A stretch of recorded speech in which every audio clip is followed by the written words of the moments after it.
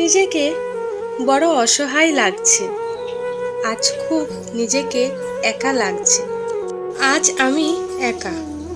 আমার চারপাশে যারা আছে তারা হয়তো দেখার দিক দিয়ে আমার আপন বা কাছের মানুষ। আসলে ভেতর থেকে অনুভব করতে গেলে তারা কখনোই আমার আপন ছিল না। কারণ যারা আমার ভালো চায় না অথবা ভালো দেখে সহ্য করতে পারে না, সবসময় জেলার্স ফিল করে, তারা কখনোই আর যাই হোক কাছের মানুষ হতে পারে না। আমি তো অনেকটা আশা ভরসা নিয়ে মা বাবাকে ছেড়ে তাদের কাছে এসেছিলাম, আর বোকার মতো ভেবেছিলাম তারা আমাকে অনেক ভালোবাসা দেবে, আগলে রাখবে, কারণ তারা যে আমার কাছের মানুষ।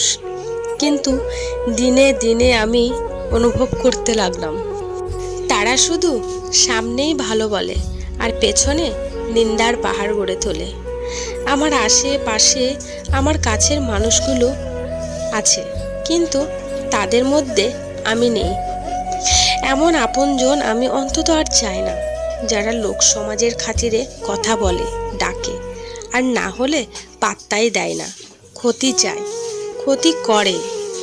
দরকার নেই আমার এমন আপনজন।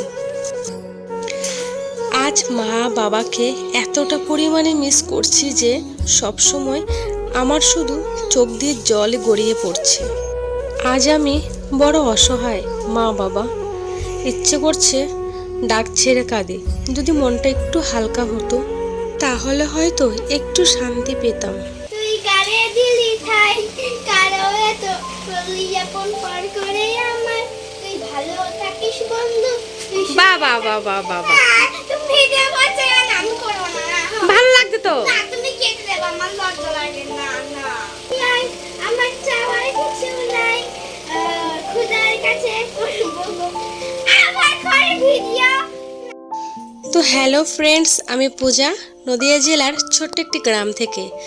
তোমরা কে কোথায় থেকে আমার ভিডিওটা দেখছো অবশ্যই কিন্তু কমেন্টে জানিও।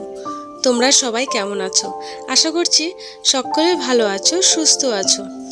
নতুন আরেকটি ব্লগে তোমাদেরকে সকলকে জানাই অনেক অনেক ভালোবাসা। তো আমার সকল বন্ধুদেরকে অনুরোধ করছি ব্লগটি পুরোটা দেখার। তো চলো দেখতে থাকো।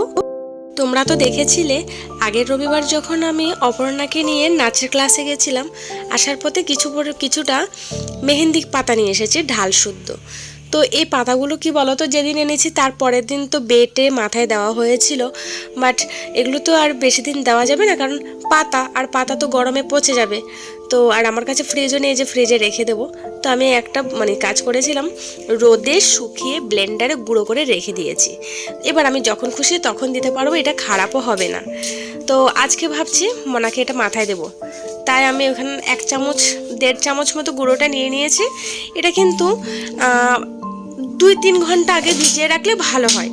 তো যাই হোক, আমার কাছে সময় ছিল না, তাই আমি ভিজিয়ে মাত্রই 10 মিনিট রেখে এখন মনার মাথায় এটা লাগিয়ে দিলাম। আর এই মেহেন্দি পাতাটা না চুলের জন্য খুবই ভালো। আমি কিন্তু বারবার বলছি, আমার বারবার বলতে ইচ্ছে করছে, এই মেহেন্দি পাতাটা চুলের জন্য অনেক ভালো। তো বন্ধুরা, এখন রান্না বান্না হয়ে গেছে, আর শুধু এখন কিছু কাজ আছে, ওগুলো করব। তো এখন এতটা গরম লাগছে শরীরটা আমার প্রচুর খারাপ লাগছে।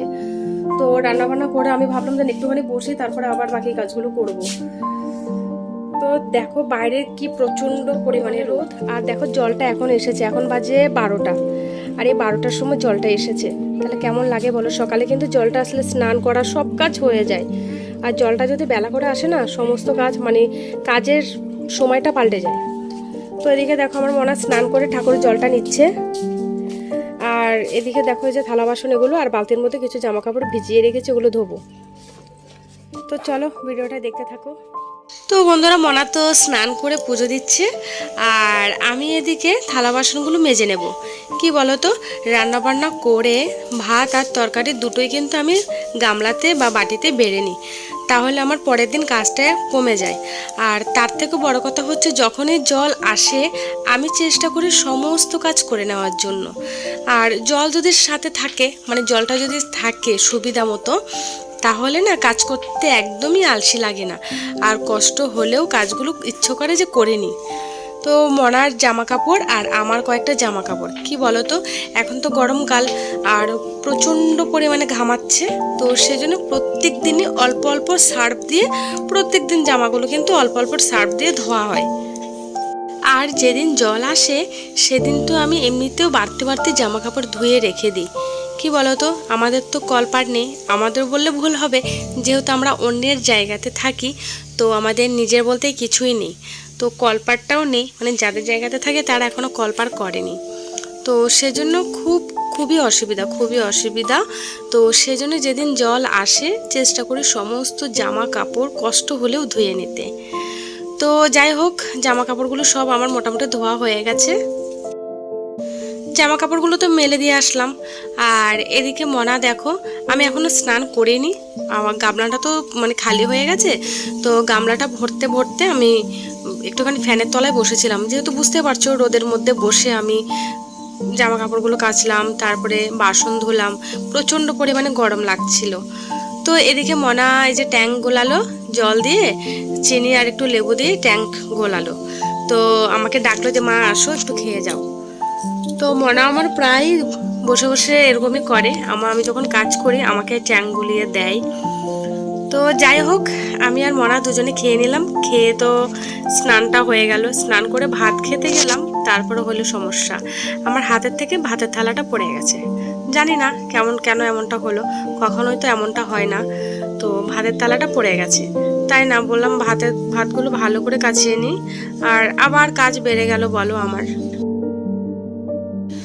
এদিকে দেখো, যেহেতু ভাতের থালাটা পড়েছে আর ঘরটা তো এঁটো হয়ে গেছে, মানে চারদিক দিয়ে ভাতগুলো ছিটিয়ে গেছে, তো আমি একবারে ভাতগুলো তুলে নিয়ে মানে নিচটা একটুখানি জল আর মাটি দিয়ে লিপে নিয়েছি।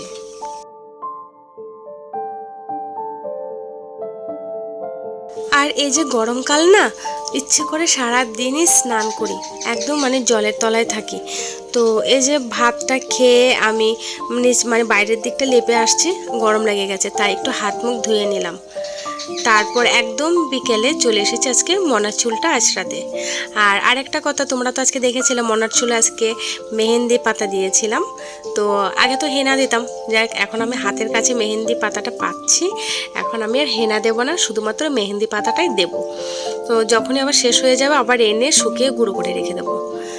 তো চুলটা দেখো একটু বেশি করেই চুলটা দেখাচ্ছি, কারণ আমার নিজেরই দেখতে ভালো লাগছিল, আর তোমাদের সাথে শেয়ার করবো না এটা তো হতেই পারে না, কারণ যে জিনিসটা ভালো খারাপ আমরা তো সব কিছুই তোমাদের সাথে শেয়ার করি, ভালো খারাপ সব কিছুই, তো ভালোটা তো একটু বেশি করে শেয়ার করতেই হয়। তো তোমাদের আমার মনার চুলটা কেমন লেগেছে অবশ্যই কিন্তু কমেন্টে জানিও। আর আমি সব থেকে বেশি করে বলতে গেলে আমার নিজের থেকে এখন আমি মনার চুল বা মনার দিক দিয়ে একটু যত্ন দিই, একটু বেশি করে একটু আগের তুলনায় একটু বেশি করি। তো যাই হোক, মনার চুলটা কেমন লেগেছে অবশ্যই কমেন্টে জানিও। আর মনাকে এখন একটু বেরুনি করে দিলাম, এই যে গরমকাল তাই বেরুনি করে চুলটা বেঁধে দিয়েছি।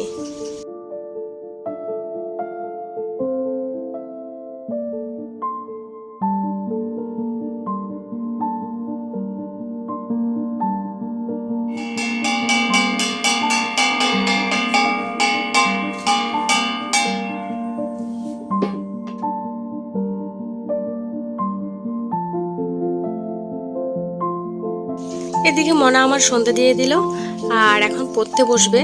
আর আমি কিছু জামা কাপড় আছে যেগুলো আজকে ধুয়ে দিয়েছিলাম, তো যেগুলো নতুন সেগুলো শোকেসের মধ্যে রেখে দিলাম, আর বাকিগুলো যেটা যেখানে সেটা সেখানে রেখে দেবো। শুধুমাত্র মনার দুটো জামা কাপড় ভেজা ছিল, আর আমার নাইটিটা একটু ভেজা ছিল হালকা, যেহেতু একটু লেট করে শুকাতে দিয়েছিলাম তাই দুটো তিনটে জিনিস ভেজা ছিল। তো মনার জামা কাপড়গুলো জায়গা মতো রেখে দিলাম, আর আমার আর মনার দুটো জামা কাপড় ভেজা ছিল সেগুলো বাইরে, এখানে যে টিনের তলায় একটা দড়ি আছে এখানে রেখে দিলাম। এবার দেখো মনা তো পড়ছে, আর আজকে ও বায়না করেছে ফুচকা খাবে, বলছে আমি শরীরটা খারাপ লাগছিল, তো বলছে মা তোমাকে বানাতে হবে না আমিই বানাবো। তাই আমি এগুলো গুছিয়ে রাখলাম, মানে মশলা টশলাগুলো বের করে রাখলাম, তেঁতুল, তারপরে চাট মশলা আর হচ্ছে চিলি ফ্লেক্স, তো বের করে রাখলাম। আর এদিকে আমার মনার পড়াটাও প্রায় শেষ হয়ে এসেছে, আর এদিকেও আমার দেখো আমি ভাজছি আর আমার মনা আমাকে হেল্প করে দিচ্ছে। তো ফুচকাগুলো ভেজে নেব। ওদিকে আমার আলু মাখাটা হয়ে গেছে, তেঁতুলের চাটনিটাও করে রেখে দিয়েছি। জাস্ট এখন ফুচকাটা ভেজে নিলেই আমাদের ফুচকা রেডি। আর এদিকে দেখো সব কিছু রেডি করে নিয়ে চলে এসেছি। আর মনা বলছে আমি প্রথমেই একটা বাহুবলী ফুচকা খাবো। তো দেখতে পাচ্ছ একটা ফুচকার মধ্যে কতগুলো আলু নিয়েছে। তো ও যখন খাচ্ছিল আমি ওকে বললাম বাহুবলী ফুচকা কিন্তু পুরোটাই একসাথে খেতে হয়। তো ও বলছে না, টক নিয়ে তো ভালো লাগছে না। তো মাঝখানে আঙুল দিয়ে একটা ছোট করে ফুটো করে দিল, আর আমি ওর মধ্যে টকটা চাটনিটা দিয়ে দিলাম। তারপরে দেখো পুরোটা খেয়ে নিল।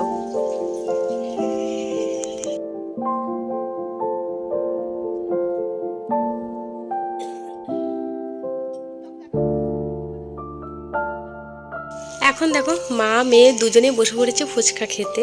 আসলে কি বলো তো, বানাতে একটু কষ্ট লাগে, খেতে তো কোনো কষ্টই লাগে না। এই যা, আর শরীরটা তো একটু খারাপ, ঠান্ডা লেগেছে, তার জন্যই মানে খারাপটা লাগছিল। যাই হোক, আজকে ফুচকা খেলাম, ফুচকা দিয়ে ভিডিওটা শেষ করছি। আর সারাদিনের ব্লগটা কেমন লেগেছে প্লিজ কমেন্টে জানিও। যদি ভালো লাগে প্লিজ আমাদের সাথে থেকো। প্রতিদিনের মতো এটুকুই বলবো, আমাদের সাথে থেকো। আমার ছোট্ট চ্যানেলটিকে সাবস্ক্রাইব করে আমার ছোট্ট পরিবারের সদস্য হয়ে আমাদের সাথে থেকো। তো দেখা হবে নতুন আরেকটি ভিডিওতে। টাটা।